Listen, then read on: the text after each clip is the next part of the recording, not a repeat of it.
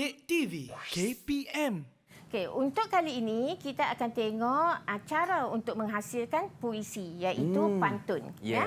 Saya akan tunjuk pantun sebab pantun ni dia berbeza sikit bentuk dia. Sebab apa? Dia ada pembayang dan maksud. Kalau untuk puisi yang lain, kita setiap bait itu mempunyai makna. Jadi dia tak ada pembayang dan maksud lah. Faham. Ya. Jadi di sini saya akan kongsikan kaedah ajarkan aku berpuisi untuk menghasilkan pantun. Okay, saya tahu guru-guru di luar sana memang ada kaedah yang tersendiri untuk pelajar dia dapat menghasilkan pantun dengan baik. Tapi di sini saya nak kongsikan cara saya. Okay, kaedah cikgu. saya. Boleh, cikgu. Mungkin boleh diguna pakai oleh pelajar di luar sana lah. Okay, jadi di sini kita tengok ciri-ciri pantun. Untuk menghasilkan pantun, pantun ialah susunan kata yang puitis dan indah. Wow. Dan dia ada bentuk dia yang tersendiri iaitu ada pembayang. Ya. Dan pembayang ni pelajar perlu memasukkan unsur alam. Ya. Dia guna unsur alam sebab orang dulu ni dia gunakan apa yang ada dekat dengan dia. Betul. Sekeliling dia. Sekeliling dia. Setuju? Kalau dia duduk di pinggir pantai, maka sampan, laut, ikan akan jadi orang kata kosakata yang digunakan. Ya. Jadi di sini pembayang ni dia perlu ada perkaitan di antara baris pertama dan kedua. Okey. Baris pertama ni kalau kita guna burung kan burung terbang tinggi ke dan sebagainya, baris kedua kena kait dengan burung tersebut. Mungkin dia lepas tu dia hinggat di dahan ke. Okey. Dia bersiul ke kan. Jadi kita kena ada pertalian. Kalau tak ada, maka rangkap itu akan dijadikan sebagai rangkap yang bukan hidup. Maknanya tak diterima pakai. Faham. Okey, dan yang seterusnya saya nak tekankan ialah rima. Untuk pantun, rima akhir perlu ataupun wajib a b ataupun a b. Faham. Dia tak boleh a. Oh. Salah. Tak boleh sama ya? Tak boleh. Salah tadi. Jadi kan dia kena a b baru dianggap sebagai rangkap yang hidup dan akan beri markah oleh pemeriksa. Faham. Ya, dan seterusnya bentuk yang lainlah yang kita tahu yang memang umum ada iaitu patah perkataan, baris dan suku kata. Masih memenuhi ciri-ciri yang terikat. Sebab apa? Pantun tradisional. Ya. Okey, contoh kita tengok kalaulah pantun itu tema dia budi, maka kita kena letaklah tajuk pantun budi dan kemudian kita akan tengok perlu ada yang dalam tips tadi. Yang 5 perkara tadi.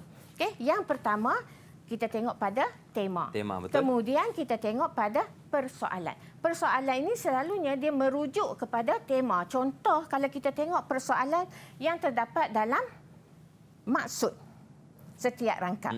Okey, ada perkataan budi di situ. Nampak tak? Nampak, cikgu. Jadi itu adalah persoalan dan akan diberi markah lah. Gaya bahasa seperti yang berwarna biru. Jadi selalunya untuk puisi Melayu ni dia akan ada gaya bahasa perulangan.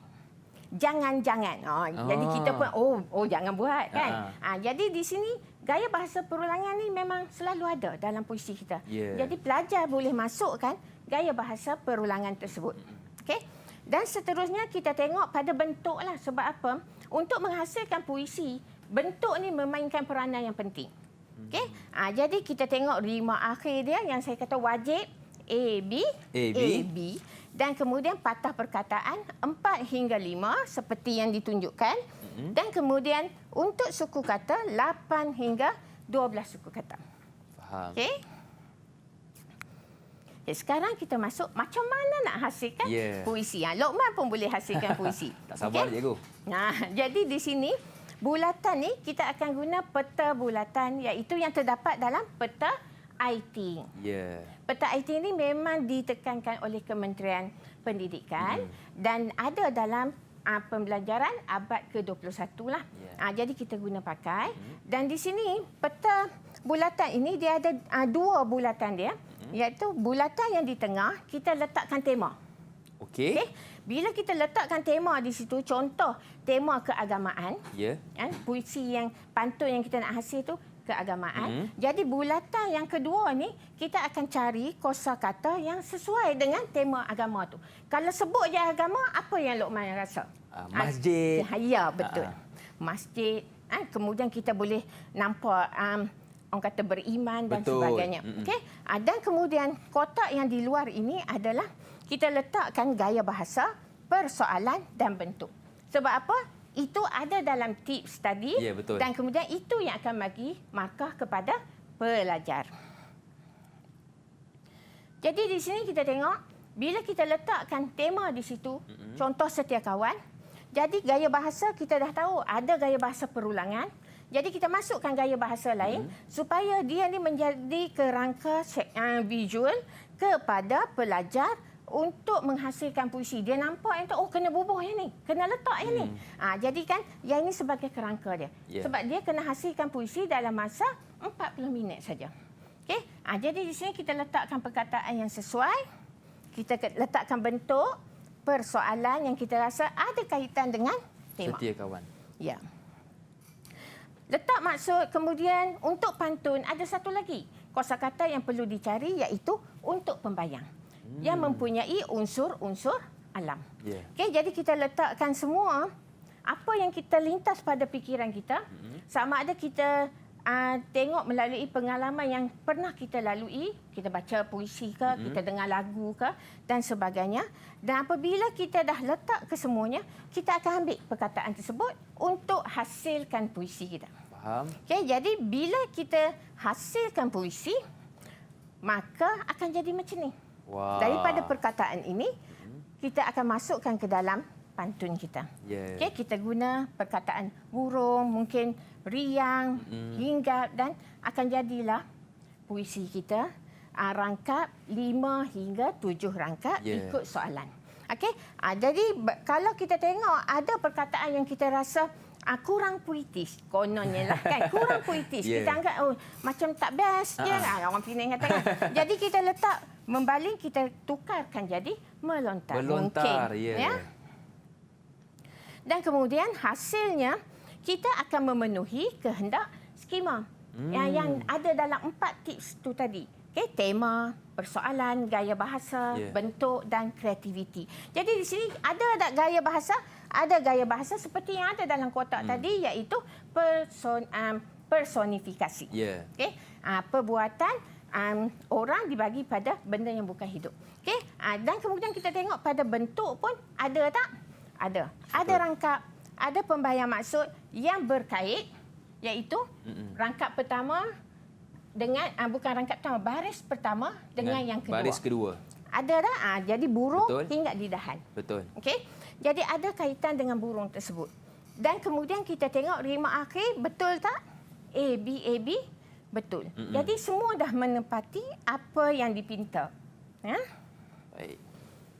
Jadi di sini kalau pelajar hasilkan macam ni, jadi ini dianggap sebagai rangkap yang hidup dan akan dinilai lah. Dan markah pun tinggi, cikgu ya. Markah pun tinggi. Jadi pada pelajar yang orang kata kurang mahir macam saya untuk hasilkan puisi, cara ini adalah sesuai. Sebab apa? Dia ada kerangka visual dia. Jadi pelajar boleh tengok, apa yang tak bubuh lagi? Gaya bahasa kena letak. Kan? Apa yang tak letak lagi? Bentuk tak sesuai lagi. Kena ubah. Kadang-kadang kita tertukar yang ni A. Di hujung cikgu di hujung rima dia. Jadi kena ubah. Setuju?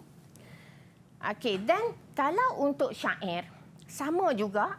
Dia macam pantun juga. Tapi bezanya di sini, okey, rima akhir tu.